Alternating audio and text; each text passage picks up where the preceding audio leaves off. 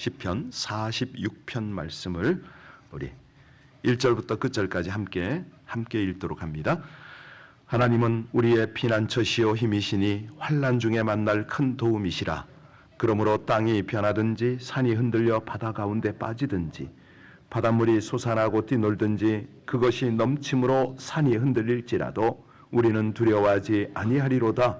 한 시내가 있어 난 위에 흘러 하나님의 성 곧 지존하신 이의 성소를 기쁘게 하도다. 하나님이 그 성 중에 계심에 성이 흔들리지 아니할 것이라. 새벽에 하나님이 도우시리로다. 문나라가 떠들며 왕국이 흔들렸더니 그가 소리를 땅이 녹았도다. 만군의 여호와께서 우리와 함께 하시니 야곱의 하나님은 우리의 피난처시로다. 와서 여호와의 행적을 볼지어다. 그가 땅을 황무지로 만드셨도다. 그가 땅 끝까지 전쟁을 쉬게 하시며 활을 꺾고 창을 끊으며 수레를 불사르신도다. 이르시기를 너희는 가만히 있어 내가 하나님 됨을 알지어다. 내가 문나라 중에서 높임을 받으리라. 내가 세계 중에서 높임을 받으리라 하시도다. 만군의 여호와께서 우리와 함께 하시니 야곱의 하나님은 우리의 피난처시로다. 아멘. 여러분, 믿음이 언제 잘 나타나는 줄 아세요? 우리가 계속 보고 있는데 환난, 위기, 우리 생애의 위기 때에 믿음이 잘 드러납니다. 왜? 모든 일이 잘 되고 편안할 때 이거 드러나는 거 아니거든요. 그래서 유혹이 많거나 또는 절망적 상황일 때에 그때에 이 믿음은 확실하게 드러납니다. 사람이요 인생의 기초를 어디에 두고 있는지 이거 잘 모릅니다. 사실은 잘 드러나질 않아요. 참 믿음 있는 척하고 예수 잘 믿는 척하는데 아니에요. 자기도 속고 남도 속이고 그러고 삽니다. 그런데 언제 이런 것들이 드러나나? 바람 불고 홍수 나고 집 떠내려갈 때 그 사람의 생의 기초는 여지없이 드러납니다. 이거 뭐 감출 수가 없어요. 하나님이 꼭 그렇게 다루시니까. 오늘 본문의 배경이 되기도 하는데 히스기야, 여러분 잘 아시듯이 유다 왕 히스기야죠. 그 아수르와 왕 산헤립의 침략을 받았을 때가 있었습니다. 그때는 그야말로 나라의 운명이 풍전등화와도 같았습니다. 그 내용이 열왕기 하 19장에 기록이 돼 있거든요. 자, 우리가 이 시대에 뭐 바이든이 됐던 트럼프가 됐던 뭐 윤석열 대통령이 됐던 여러분과 제가 왕의 주변에 있었다면 그때는 어떻게 해야 될까요? 아니, 아수르란 도저히 상대가 안 되는 강대국이 약소국과 유다를 침략해 올 때 우리라면 어떻게 합니까? 두 가지밖에 없습니다. 하나는 죽기를 각오하고 최후까지 싸울 것인가? 또 하나는 뭐 어떻게 정치적 협상을 통해서 조공을 바치든지 뭐 어떤 딜을 해가지고 문제를 해결하는 것이죠. 그들이 요구하는 조건을 들어주고 항복하는 거죠. 그런데 히스기야는 싸우지도 않습니다. 사절단을 보내지도 않습니다. 하는 일이 뭐냐면 굵은 베옷을 입고 성전에 들어갔던 것이죠. 그리고 당시 선지자가 이사야인데요. 이사야 선지자에게 사람을 보내서 지금 나라가 위기에 빠져 있으니 하나님께 기도해달라 이 부탁을 한 거예요. 그랬더니 이사야가 왕에게 뭐라고 답변합니까? 왕께서는 조금도 두려워하지 마십시오. 그들을 겁내지 마십시오.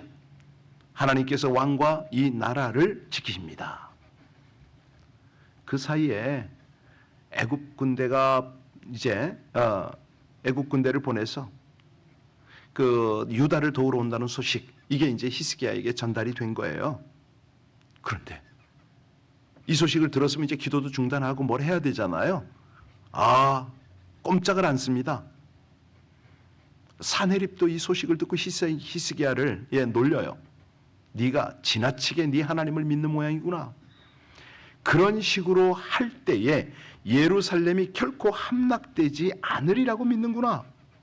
우리에게 정복된 나라들을 한번 생각해봐. 네 나라가 온전하리라고 생각하느냐? 이제 뭐 대략 이런 내용으로 편지를 보냈지요. 히스기야가 이 편지를 읽고 있을 때 산헤립의 공격이 시작이 됐습니다. 근데 히스기야가 어떻게 하느냐? 그 보고를 받으러 잠깐 나왔다가 또 성전 안으로 들어가네요. 이번에는 산헤립의 편지를 놓고 하나님 앞에 기도를 했습니다. 여러분, 이쯤 되면 왕이 답답하죠. 이건 아니잖아요. 국가 운명이 이 정도 이 지경이 됐는데 계속 기도만 하고 있다? 아니, 비상대책회의를 열든가 아니면 뭐 피난을 하든가 도망을 쳐가지고 후위를 기약하든가 뭐 이래야 되는 거 아니에요? 그런데 그는 뭐 하고 있다고요? 답답할 정도로 기도를 하고 있습니다. 히스기야가 성전에서 기도하고 있을 때에 이사야로부터 전갈이 왔네요. 열왕기하 19장 20절쯤에 보면은 하나님께서 왕의 기도를 들으셨습니다. 산헤립은 결코 이 성에 들어오지 못할 것입니다. 예, 그 연락을 한 거예요. 자, 히스기야의 심정이 이제는 기도하는 사람으로부터 확신을 받았으니 담대해졌겠지요. 근데 뭐 하여튼 전후를 이렇게 보면요, 인간적으로 보면 히스기야는 답답합니다. 아니, 답답한 것을 넘어서 무능한 느낌? 그런데요, 하나님의 관점으로 보면 히스기야는 어떤 사람이요? 지혜로운 사람입니다. 예, 아주 현명한 사람이에요. 왜? 전쟁을 하지 않았거든요. 군사가 한 명도 다치지 않았거든요. 산헤립은 그날 밤에 몇 명의 군사를 잃는지 아세요? 18만 5천 명을 잃고 철군을 했습니다. 아마 세계 역사상 이런 전쟁은 없었을 거예요. 전쟁을 하지도 않았는데 18만 5천 명이 죽고 철수를 했다. 여러분, 요즘 현대전에요, 군인 한 명 죽이는데 돈 얼마 들어가는지 아세요? 어마어마한 돈이 들어갑니다. 이게 현대전이기 때문에 첨단 장비, 뭐 폭격, 뭐 이런 드론, 뭐 이런 거 해가지고요, 적지 않은 돈, 어마어마한 비용이 들어갑니다. 이 아수르라고 하는 강대국 왕이 직접 참가한 전쟁에서 약소국가 유다, 이게 뭐 그냥 전쟁 한번, 활 한 번 쏘지 않고 그냥 승리를 했네요. 자, 이제 시편 말씀을, 배경을 충분히 알았으니까 우리 한번 들어갈 텐데요. 시편 46편 표제가 뭐라고 되어 있습니까? 그렇습니다. 인도자를 따른 알라못의 노래. 이게 무슨 얘기냐면, 이 고라 자손 중 한 사람이요, 아주 시적 그 영감을 가지고 히스기야 때 썼다. 자, 여기 보면은 핵심이 뭐냐면 하나님은 피난처라는 거죠. 환난 날에 큰 도움이다. 우리 2절 3절을요 한번 눈으로 보세요. 제가 한번 읽어드릴게요. 현대어 성경입니다. 땅이 마구 뒤흔든다 해도 하나도 무섭지 않다. 이 산 저 산이 바다 한가운데에 빠져 들어간다 해도 하나도 무섭지 않아. 바다에 마구 폭풍이 몰아치고 미친 듯이 날찐다 해도 그물이 넘쳐 언덕들이 마구 요동한다 해도 우리는 하나도 무섭지 않다. 이런 내용이에요. 이런 내용. 여러분, 우리가 뭐 캘리포니아는 비가 많이 안 옵니다만은 갑자기 폭우가 쏟아졌다. 미국 사람들은 그대로 다 맞아요. 그런데 우리 한국 사람들은요, 주변을 돌아보고 피할 곳, 비 피할 곳을 찾아 들어가잖아요. 이것을 우리는 피난처라고 그럽니다. 사실 그 중국 찬양 중에요, 나의 피난처인 예수, 이 찬양 한 곡 기억나시나 모르겠습니다. 이 참 중국은 뜻글자라서요, 그 가사 한 절 한 절이 그렇게 와닿고 은혜가 될 수가 없습니다. 북한 사람들이요, 중국에 와서 이제 기독교를 접하고 이런 찬양을 접하면 너무 이렇게 눈물을 많이 흘려요. 피난처, 먹고 입고 그리고 생명을 지킬 수 있는 피난처, 그분이 바로 예수다. 지금은 이제 뭐 한국으로 오잖아요. 자, 여기 오늘 시편 기자는 하나님은 이스라엘의 피난처다. 이 고백을 하는데 히스기야 왕이 바로 이걸 알았던 거죠. 국가가 위험에 빠졌을 때에 그는 온 나라와 함께 하나님께로 피했습니다. 여러분, 이거 오늘 아침에 우리에게 하나님께서 교훈 주시는 거 아닌가요? 인생의 위기, 온갖 유혹과 핍박에 빠졌을 때 어떻게 하라고요? 하나님을 피난처 삼아라. 예, 우리 주변에 도움이 다 끊어집니다. 어디서도 도움의 손길을 기대하고 할 수가 없을 때, 예, 정말 그때는 다른 거 볼 필요가 없다는 거죠. 우리 2절 3절 다시 한번 보겠습니다. 2절 3절입니다.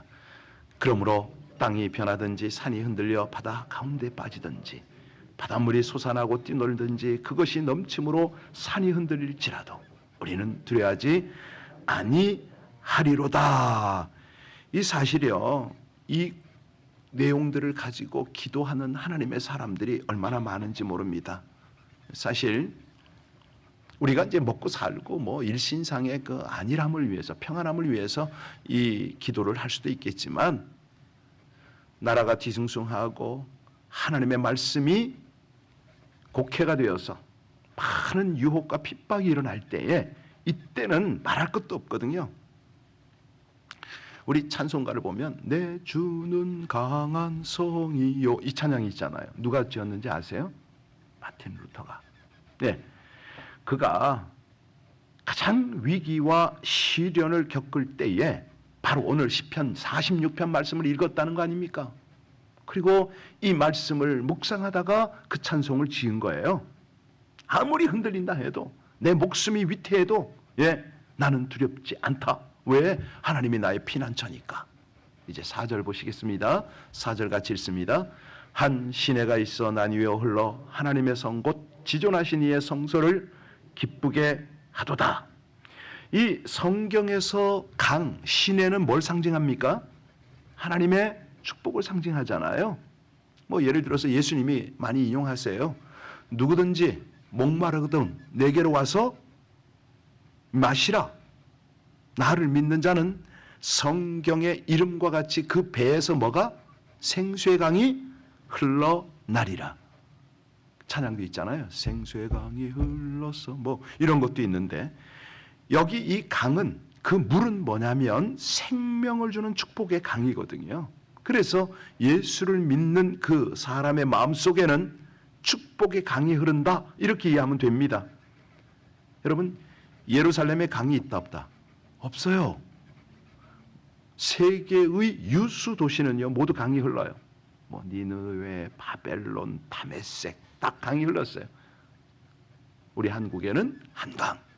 근데 LA는 강이, 예, LA 강이라고 있는데 바짝 말랐잖아요. 예, 어쩌다 물 한 번씩 흐르는데, 우리는 이제 저 그 콜로라도 강, 뭐 그쪽에서부터 막 끌어오잖아요. 자, 이 강물을 식수 삼습니다. 농사를 짓습니다. 그런데 예루살렘엔 강이 없다고 그랬습니다. 강은 없지만 이 예루살렘에는요 생명과 축복의 근원이 되시는 하나님의 집, 뭐가 있어요? 성전이 있다. 이 하나님의 집으로부터 온 도시로 은혜의 강이, 축복의 강이 흘러갔어요. 이 예루살렘은 강은 없었지만 부족한 것도 없었어요. 그러니까 이 말씀을 가만히 묵상을 해야 됩니다. 인생의 행복 조건을 갖춘 것으로 생각한다면 정말 행복한 사람이 얼마나 되겠습니까? 왜? 모두를 갖춰도 한 가지를 갖추지 못하면 그것 때문에 불행하게 살 수가 있잖아요. 그런데 사람들이 말하는 그런 조건들은 내게 없어도 내게 있는 게 생명이 있잖아요. 생명 되신 하나님이 나와 함께 하시면은, 예, 이때는 정말 감사한 거죠. 평안한 거죠. 예, 그래서요 시편을 대할 때마다 이것이 묵상이 되어지는 거죠. 하나님, 당신은 생명이십니다.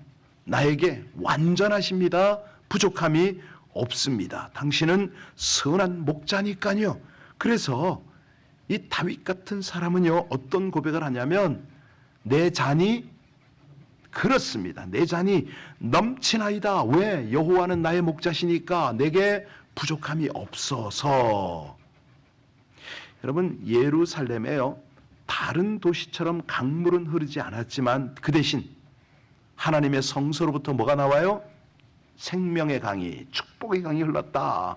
그래서 4절에 보면 지극히 높은 자의 장막의 성소를 기쁘게 하도다. 이거 잘 이해해야 되거든요. 이게 무슨 뜻인가요? 예, 이것이 예루살렘의 기쁨입니다. 예루살렘의 행복이라는 거죠. 예루살렘에 하나님의 강에 흐른다. 이거는요, 정확하게 말씀드립니다. 하나님의 은혜, 하나님의 사랑, 하나님의 기쁨이 흐른다, 이 말인 거죠. 우리 인생의 가정에 하나님의 강이 흐른다? 이것만큼 귀한 것이 어디 있습니까? 이게요, 하나님께도 기쁨이지만, 예, 우리에게만 기쁨이 아니에요. 하나님께도 기쁨이고 하나님께도 이게, 예, 사랑인 거죠. 그러니까 하나님의 백성들이 기뻐하고 하나님의 백성들이 감사하니까 하나님도 그렇게 좋으신 거예요. 그래서 우리 요한 1서 3서, 요한 3서죠. 1장 2절에 사랑하는 자여 내 영혼이 잘된 같이 내가 범사에 잘되고 강건하기를 내가 간구하노라. 그러니까 하나님이 우리에게 가장 원하는 게 뭐냐? 영혼이 잘 되는 거거든요. 영혼이 잘 되면 다 잘 되니까. 왜? 범사가 형통하고 잘 되기를 원하시니까.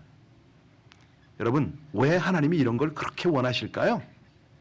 그게 하나님의 기쁨이에요. 내 자식이 잘 되고 우리 가족이 잘 되는 것을 그렇게 하나님이 즐거워하세요. 기뻐하시고 행복해 하세요. 그래서 예수님이 이걸 우리가 못 알아들으니까 뭐라 그러세요? 너희 중에 누가 아들이 떡을 달라 하면 돌을 주며 생선을 달라 하는데 뱀을 줄 사람이 있느냐? 너희가 악한 자라도 좋은 것으로 자식에게 줄 알거든. 하물며 하늘에 계신 너희 아버지께서 구하는 자에게 좋은 것을 주지 아니하시겠느냐? 그러니까 우리 하나님이요, 늘 자녀들에게 은혜의 길, 보호의 그 모든 것들을 열어놓으셔요. 그래서 중요한 것은 우리는 그 길을 가야 하는 것이죠. 벗어나면 소용없습니다. 그래서 예수님이 그러잖아요. 길 잃어버릴까 봐 내가 길이 직접 띄워줄게. 날 따라가자. 나와 함께 가자. 그 길 따라가면, 네, 하나님께서 거기에 예비한 것들로 풍성해 거기에 안심할 수 있는, 모든 필요가 채워질 수 있는 그런 은혜가 있다. 사실요, 이 새벽에 우리가 왜 옵니까? 예, 하나님께 집중하기 위하여, 우리 하나님께서 여신 그 길을 따르기 위해서 우리가 오잖아요. 자, 그 말씀이 바로 5절입니다. 5절 같이 읽겠습니다. 하나님이 그 성중에 계심에 성이 흔들리지 아니할 것이라. 새벽에 하나님이 도우시리로다. 그러니까 이게 도대체가 이길 수 없는 전쟁이거든요. 이 세상이 그렇습니다. 뭐 내가 똑똑하고 잘나고 힘 있는 것 같지만 아무 소용없습니다. 우리가 할 수 있는 게 뭐가 있어요? 그런데 길이 있습니다. 하나님의 도움을 구하는 길이 있습니다. 그래서 우리가 일을 중단하고 기도하며 하나님께 집중하는 거, 이게 얼마나 큰 은혜인지 몰라요. 근데 우리 이제 복도에 보면 새벽에 하나님이 도우시리라 바로 요 구절 써 붙여놨잖아요. 새벽이 왜 그렇게 중요한지 아시죠? 예, 그러니까 이스라엘 백성들이 광야에서 만나를 먹는 시간이 새벽이잖아요. 예, 그 홍해가 열리는 것도, 예, 새벽이에요. 우리 예수님 그 풍랑 속에 다가오시는 시간도 새벽이고요. 아니, 돌아가신 예수님을 만나러 달려간 여인들, 그들이 예수님을, 주님의 부활을 아는 시간이, 예, 그냥 새벽이라고 계속 하시면 돼요. 그러니까 여러분들이 응답받는 시간이 그렇습니다. 새벽에 하나님이 돕겠다고 분명히 말씀하셨잖아요. 우리 한번 10절 한번 보고 돌아올까요? 10절 말씀 같이 보겠습니다. 이르시기를 너희는 가만히 있어 내가 하나님 됨을 알지어다. 내가 문나라 중에서 높임을 받으리라. 내가 세계 중에서 높임을 받으리라 하시도다. 이게 무슨 얘기냐면 히스기야가 사내립의 최후 통첩을 받고도 뭐 했다고요? 하나님 앞에 무릎 꿇었잖아요. 꿈쩍하지 않고 성전에 꿇어 엎드려 기도했어요. 왜? 도우시는 하나님을 믿었으니까. 정말 인간이 아무리 무장을 하고 뭐 전투력이 뛰어나도요, 하나님의 능력 앞에 정말 하찮은 겁니다. 하나님 앞에 꿇어 엎드리는 거예요. 그래서 히스기야는 기도로 극적인 응답을 받고 승리를 했잖아요. 아니, 저기 아수르군이 언제 철군했다? 아침에 새벽에 밤 사이에 다 죽고요. 예, 믿을 수 없는 그런 일들이 벌어집니다. 9절 같이 읽겠습니다. 9절. 그가 땅 끝까지 전쟁을 쉬게 하시며 활을 꺾고 창을 끊으며 수레를, 예, 그렇습니다. 원수의 활을 꺾고 창을 끊으며 수레를 불살라 버리시는, 그리고 자기 백성을 구원하십니다. 그리고 나서 하나님 뭐라고 그래요? 너희는 가만히 있어 내가 하나님 됨을 알지어다. 이게 무슨 얘기예요? 믿으라는 거 아닙니까? 기도하라는 거 아닙니까? 예, 여러분, 하나님이 일하시는 그 시간에 우리는 잘 몰라요. 여러분, 한밤중에 우리가 볼 수 있는 게 있나요? 없어요. 밤이 지나면 어김없이 새벽이 찾아옵니다. 이 밤이라는 것은 인생의 고난, 슬픔, 아픔, 절망이잖아요. 새벽에는요, 신음하던 사람이 호흡이 돼요. 호흡이. 예, 새벽이라는 것은 뭐냐면 하나님의 도움을 발견할 수 있는, 경험할 수 있는 최상의 시간입니다. 인간의 한계를 뛰어넘는 하나님의 기적을 보는 것이죠. 그렇습니다.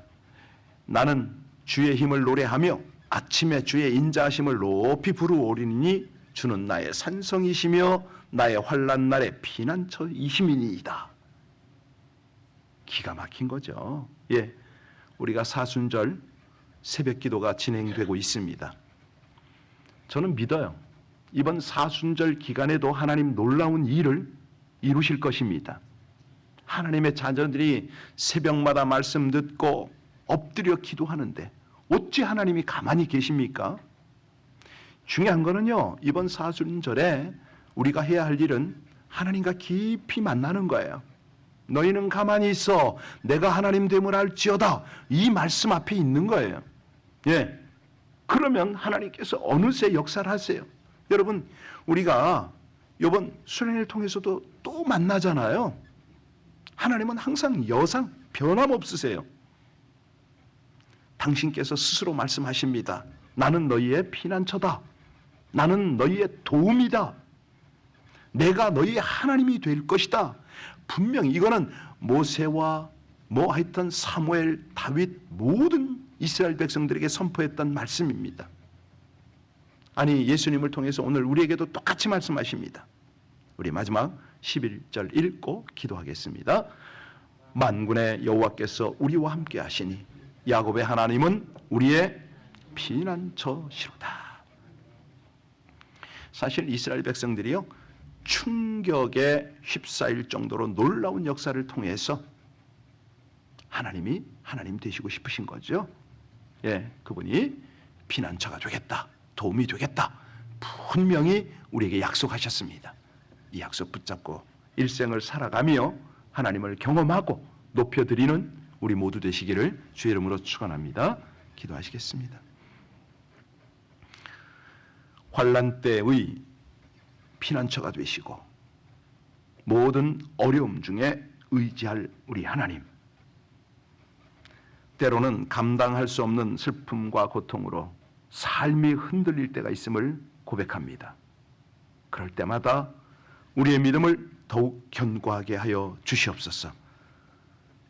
위급할 때는 피난처이신 하나님께 달려가 안전과 평안을 얻고 새 힘 주시는 하나님을 붙들고 함께 일어나게 하여 주옵소서. 저희를 위해 싸우시는 하나님의 든든한 평안한 품 안에서 살아가기를 간절히 원하며 우리 주 예수님 이름으로 기도하옵나이다. 아멘.